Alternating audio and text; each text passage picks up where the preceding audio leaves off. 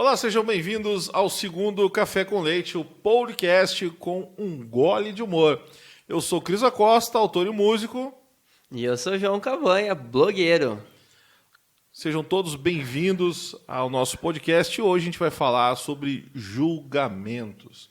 A gente estava falando na semana anterior sobre algumas notícias e quando o Chimbinha... a gente falou do Chimbinha, né? A gente precisa até se desculpar com o público. Né?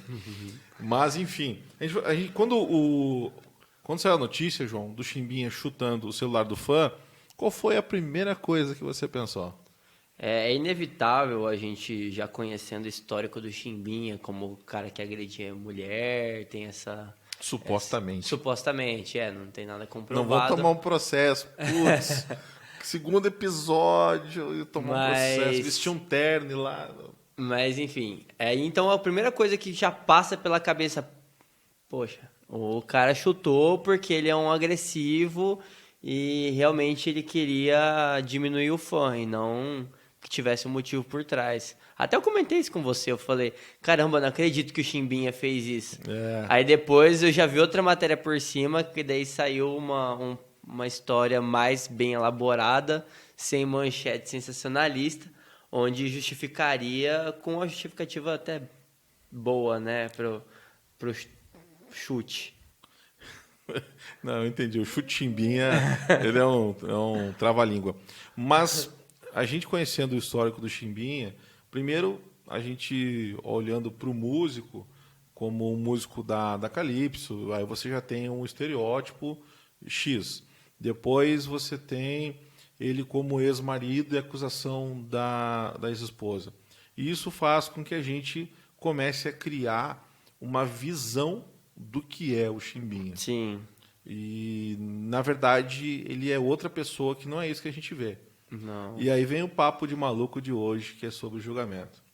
Bem, quero convidar vocês, para quem está assistindo no YouTube, para assinar o canal aqui embaixo, tocar no sininho para você receber notificações. Deixar um like para o YouTube entender que o nosso vídeo é bacana para vocês, para que ele envie para mais pessoas.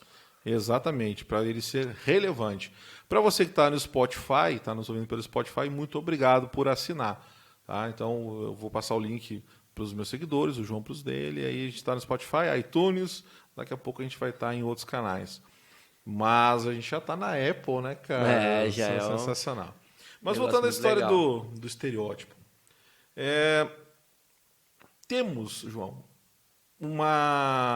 nós fomos moldados, nós fomos ensinados a pensar que as pessoas são de uma certa forma.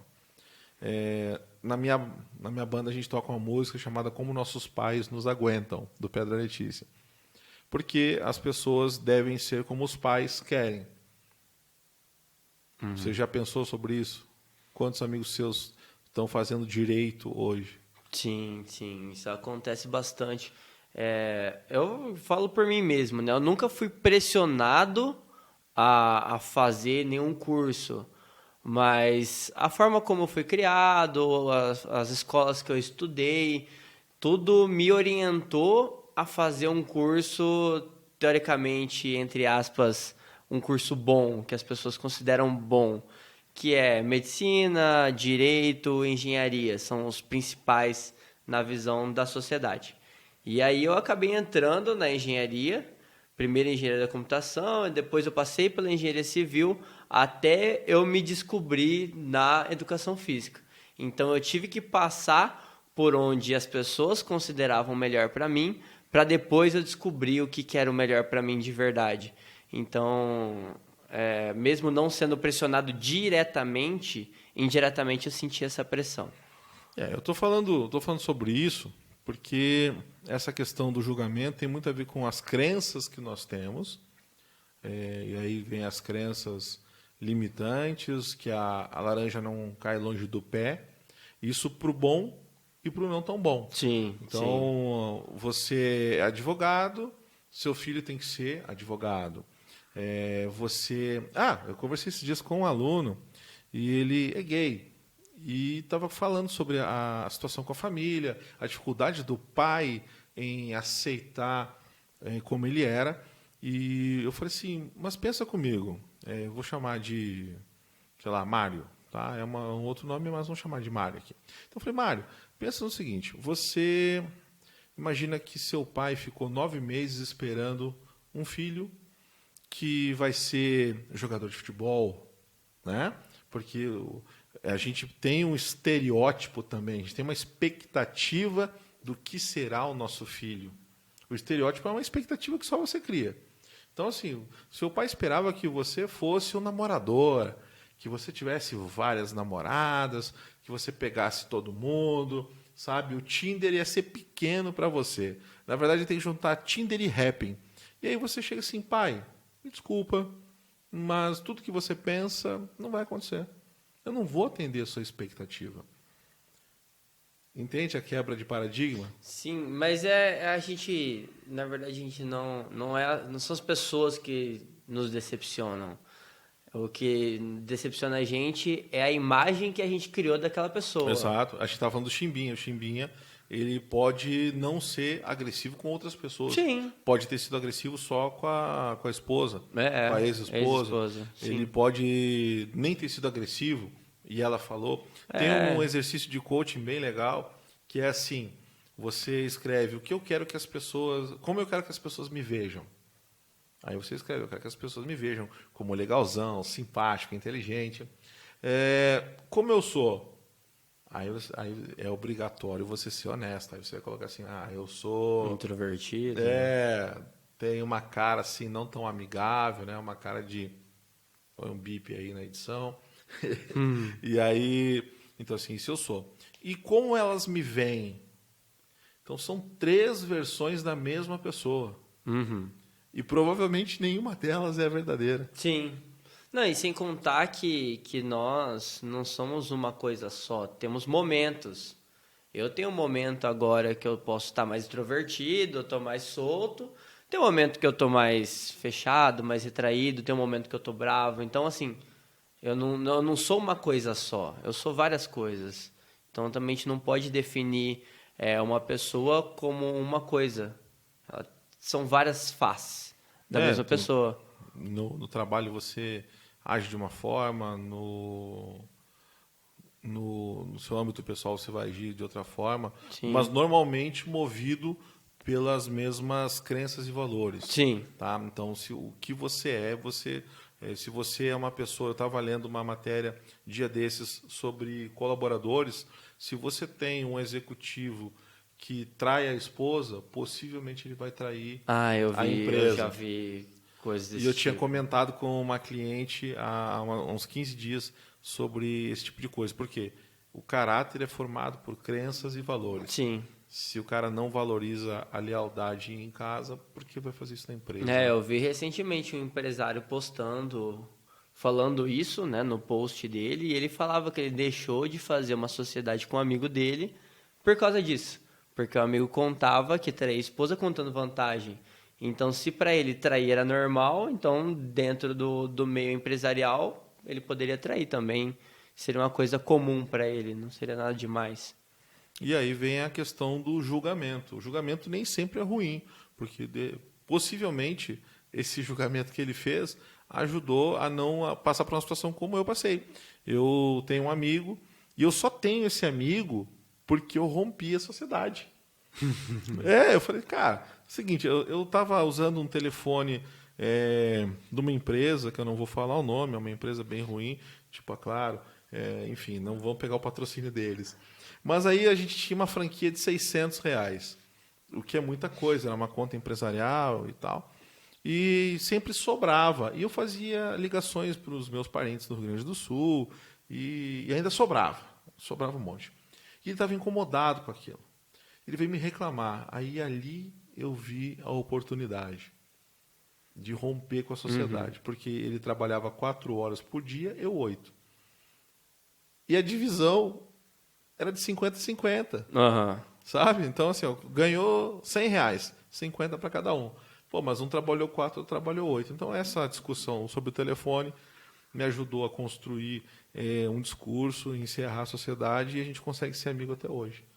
Sim. Né? Então, vamos deixar essas coisas que não que não nos fazem melhor de lado. Mas a gente tem uma notícia, apesar de hoje não ser um comentário de notícia, mas a gente tem uma notícia aí de uma moça que passou por um problema. Como é que é o nome da atriz lá? Vamos lá, vou ler aqui no celular. Mia Khalifa revela ter arrecadado apenas $12 mil com a carreira pornô.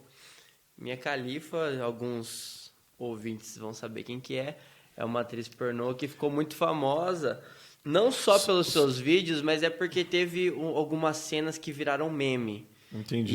E o meme é uma coisa que viraliza qualquer coisa, né? Tem coisas que você fala assim, nossa, esse vídeo é muito ruim, mas ele virou meme e ele ganhou uma proporção gigantesca. Não, e a Mia, ela tem Pô, de novo a gente tocando nesse assunto, né? A gente está repetindo. A gente repetiu Chimbinha e agora a gente vai repetir sobre vídeos para maiores. Semana passada também teve um comentário desse nível. Você está falando da Mia Khalifa aí, ela é estrela aí de grandes sites como Xvideos, RedTube e o Porn. Mas, piadas à parte, ela hoje enfrenta no mercado, ela desistiu de atuar, e inclusive o pessoal brinca, né? Se faz sem câmera, é prostituição e é crime. Se faz com câmera, é atriz. E tudo bem. Mas, enfim, ela enfrenta um preconceito para conseguir emprego no mercado de trabalho. Justamente por isso. Sim. Brincadeiras à parte. O julgamento, né? Como é que ela vai conseguir emprego, cara? Mas é complicado. As pessoas... É que nem eu estava falando agora. As pessoas não conseguem... Elas entendem uma pessoa como uma coisa só. E, na verdade, a pessoa tem várias faces. Ela pode ter sido... E até na reportagem fala, teve 5 meses de carreira nessa área. Então, ela já foi outra coisa na vida dela. O Alexandre Frota, deputado federal. É isso aí, meu irmão. Tá lá e participou de filmes eróticos. Você tem a nossa rainha aí do bumbum, a Gretchen.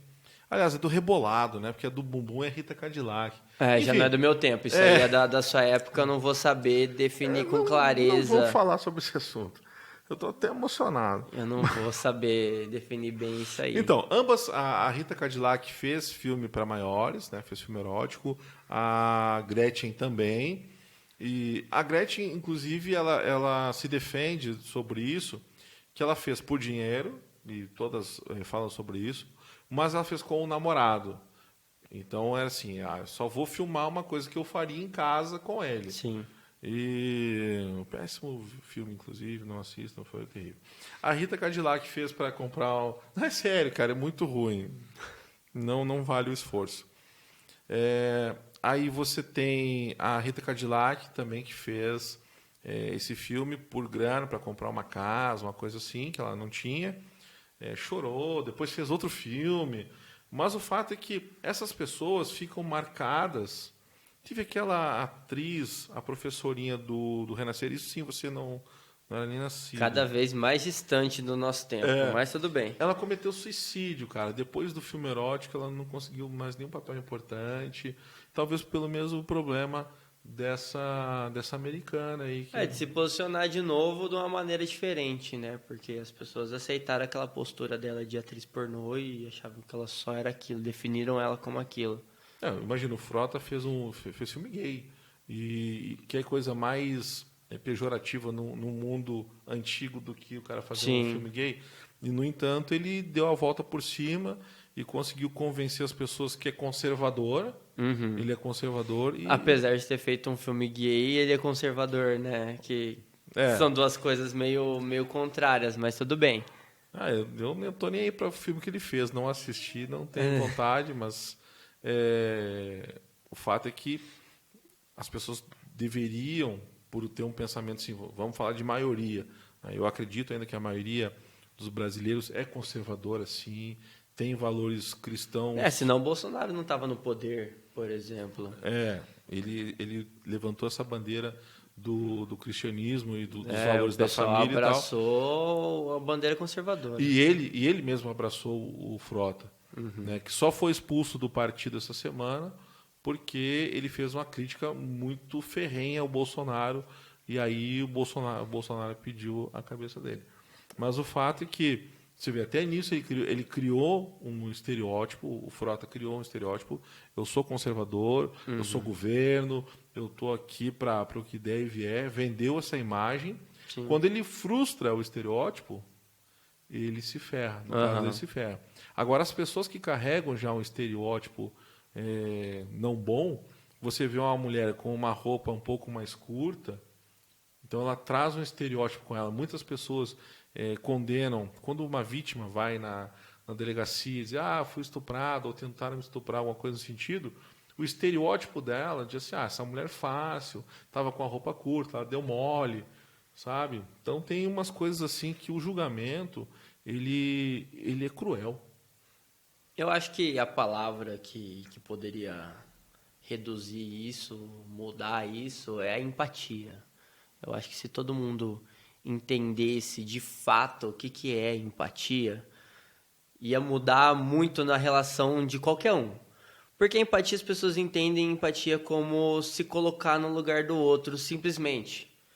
Mas só que é se colocar no lugar do outro, passando pelas experiências que ele teve, com a cabeça que ele teve. Então eu não consigo me colocar no seu lugar, porque eu não vivi como você. Então eu não consigo te julgar, porque eu não sou você. Então, a partir do momento que as pessoas entendem de fato o que é empatia, elas não julgam ninguém. Eu falo, porra, não posso julgar aquela pessoa porque eu não sou ela. Eu não tenho como julgar a atitude dela. Por exemplo, a Rita Cadillac, que você disse que quis comprar uma casa. Eu não passei pela necessidade de querer uma casa de certo ponto a fazer uma coisa que se eu não precisasse eu não faria. Então não tem como eu condenar alguém se eu não tentar me colocar no lugar dela. E a partir do momento que eu me coloco e eu vejo que eu não me encaixo nessa situação, eu não posso julgar, eu tenho que lavar minhas mãos e falar, beleza, ela fez o que ela quis. Para você entender uma pessoa, você tem que ter nascido aquela pessoa, vivido o que ela viveu. É muito difícil. Vestido o que ela vestiu, calçar o que ela calçou. Ou seja, você tem que ter sido a pessoa. É impossível. A empatia vem do respeito. O respeito à história de cada um. E aí, um papo sério e reto é que eu vejo hoje muito mimimi nessa questão de proteção dos direitos de A, de B. E, poxa, cara, se o respeito fosse plantado e regado, você não teria mais esse papo de o preto é menor, o bichinha é menor. Cara, não existe isso. Existe um ser humano. Sim. Não teria que ter feminicídio ou um crime de homofobia, porque assim, não existe feminicídio. Existe uma lei que diz assim, não mate a pessoinha. Aquela pessoa ali, seja homem, mulher, gay, lésbica, sei lá quem é uma pessoa. Vamos respeitar essa pessoa? Que tal? Né? Seria mais simples. O julgamento nos faz nefastos, porque o julgamento diz que o fulano pode ser seu amigo, porque ele tem interesses parecidos com os seus, ou ele vai ser um degrau para você, e já o outro não.